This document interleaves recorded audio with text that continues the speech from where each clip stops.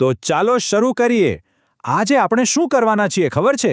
ખેતીમાં વપરાતી એક જાણીતી પ્રોડક્ટને આપણે ખોલીને જોવાના છીએ કે ભાઈ આની અંદર છે શું. આ ખાલી એક થેરી નથી, પણ એની અંદર આખું વિજ્ઞાન ભરેલું છે જે આપણા ખોરાકને ઉગાડવામાં મદદ કરે છે. હવે જુઓ, કોઈ પ્રોડક્ટ પર લખ્યું હોય પ્લાન્ટ બાયો બૂસ્ટર, તો એનો સાચો મતલબ શું? શું છે આ બાયો બૂસ્ટર? અને શું એના પેકેટ પર લખેલા જે ઘટકો છે એ એના રહસ્ય પરથી પડદો ઉઠાવી શકે છે? ચાલો આ ગુથ્થીને સુલઝાવીએ. કોઈ પણ વસ્તુ કેવી રીતે કામ કરે છે એ સમજવું હોય ને, તો પહેલાં એ જોવું પડે કે બની શેમાંથી છે, બરાબર ને?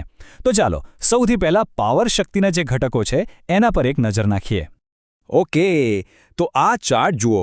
એકદમ સાફ દેખાય છે કે આમાં મુખ્ય વસ્તુ શું છે? Humic acid. કેટલું? પૂરા 72%.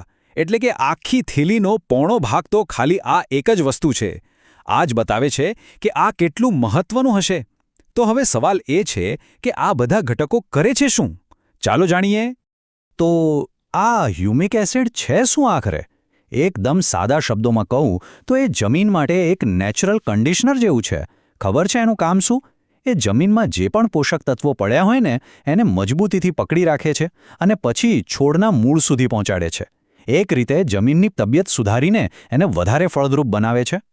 હવે આમાં ખાલી હ્યુમિક એસિડ નથી, ફુલ્વિક એસિડ પણ છે. અને આ બંને જાણે કે બેસ્ટ ફ્રેન્ડ્સ જેવા છે, એ એકબીજા વગર અધૂરા. જુઓ, હ્યુમિક એસિડના અણુઓ મોટા હોય છે એટલે એ જમીનની રચના સુધારવાનું કામ કરે છે. જ્યારે ફુલ્વિક એસિડના અણુઓ એકદમ નાના નાના હોય છે એટલે એ સીધા છોડની અંદર ઘૂસીને પોષક તત્વો પહોંચાડે છે. મતલબ એક જમીન પર કામ કરે છે અને બીજો સીધો છોડ પર. Perfect teamwork. અને પછી આવે છે 14% કેટુઓ. આ શું છે? Potassium oxide. પોટેશિયમ તો છોડ માટેના 3 સૌથી જરૂરી પોષક તત્વોમાંથી એક છે. સમજી ગયા? ખાસ કરીને ફૂલો અને ફળોના વિકાસ માટે તો આ અત્યંત જરૂરી છે. આનાથી જ પાકની ક્વોલિટી બને છે. ઓકે, તો આપણે બધા ઘટકોને તો ઓળખી લીધા. પણ અસલી સવાલ તો એ છે કે આ બધા ભેગા મળીને જમીન અને પાક માટે એવો તો શું જાદુ કરે છે? ચાલો એના ફાયદાઓ પર નજર કરીએ.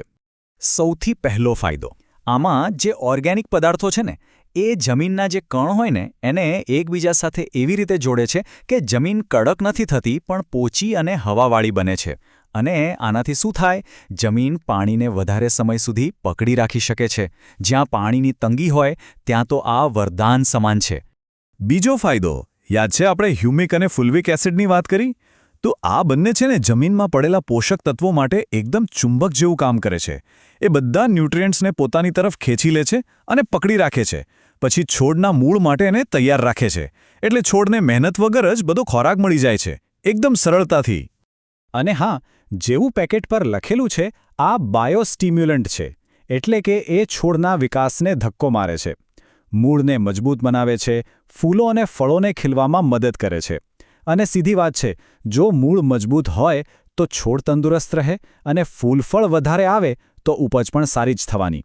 આખરે કોઈ પણ ખેડૂત કે પછી આપણા જેવા ગાર્ડનિંગ કરતા લોકો, એમને શું જોઈએ?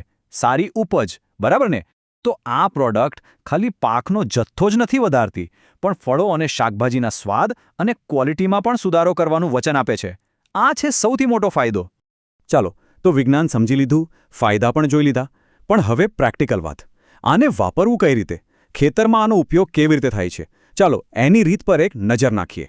પેકેટ પર જ બહુ સ્પષ્ટ રીતે 2 અલગ અલગ રીતો બતાવી છે. પહેલી રીત છે જમીનમાં આપવાની. એકર દીઠ 500 ગ્રામથી 1 કિલોગ્રામ લઈને સીધું જમીનમાં મિક્સ કરી દો. આનાથી જમીનની તબિયત સુધરશે. અને બીજી રીત છે ફોલિયર સ્પ્રે. એટલે કે 30 ગ્રામ પાવડરને 15 લીટર પાણીમાં ઓગાળીને સીધો પાંદડા પર છંટકાવ કરો. આનાથી છોડને તરત જ ઇન્સ્ટન્ટ પોષણ મળે છે.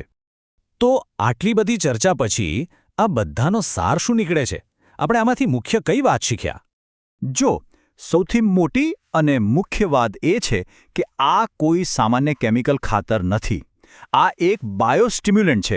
એનો મતલબ કે આ જમીનની પોતાની જે કુદરતી તાકાત છે એને જગાડવા અને વધારવા માટે બનાવવામાં આવ્યું છે. એમ સમજો કે આ જમીનને મદદ કરે છે, જેથી જમીન છોડને વધુ સારી રીતે મદદ કરી શકે. સિમ્પલ. અને આ બધી વાત આપણને એક મોટા સવાલ પર લાવીને ઊભી રાખે છે આપણે રોજબરોજ જે ઉત્પાદનો વાપરીએ છીએ આપણા ખોરાકને ઉગાડવા માટે એની પાછળ કેટલું બધું જટિલ વિજ્ઞાન છુપાયેલું હોય છે નહીં? કદાચ હવે પછી જ્યારે કોઈ ખેતર કે બગીચો જોશો તો જમીનની નીચે ચાલી રહેલી આખી અદ્ભુત દુનિયા વિશે જરૂર વિચારશો.